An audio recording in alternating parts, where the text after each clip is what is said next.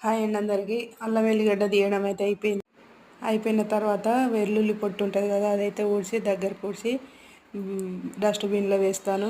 మన పల్లెటూర్లలోనైతే పెంటలు ఉంటాయి, పెంటలో వేస్తే అదే పోతుంది.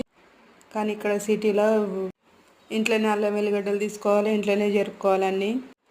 ఇలా జరుపుకొని దగ్గర పూడ్చుకొని బయట డస్ట్బిన్లో వేసుకోవాలి. డస్ట్బిన్లో నేను ఒక కవర్లో వేయాలి. ఇదంతా క్లీన్ చేసేసరికి మా ఆయన కూడా లేచి అన్నం అంటే చేతులు కడుక్కొని ఆయనకి వేసి నేను కూడా వేసుకున్నాను అన్నం. నైట్ డ్యూటీ చేసి వచ్చి బ్రేక్ఫాస్ట్ చేసి మా చిన్న అబ్బాయిని తోలొచ్చి పడుకొని ఇప్పుడు లేచిండు. నైట్లో ఇట్లా కన్ను మలపకుండా డ్యూటీ చేస్తారు కదా, అందుకే వాళ్ళకి ఏ ఇబ్బంది లేకుండా చూసుకోవాలి. వాళ్ళకి అనుకున్నవన్నీ రెడీ చేసి పెట్టాలి.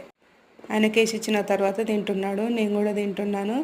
తిన్న తర్వాత అల్లం ఎల్లిగడ్డది చిన్న చిన్న కట్ చేసి అల్లం ఎల్లిగడ్డ కూడా నూరాలి.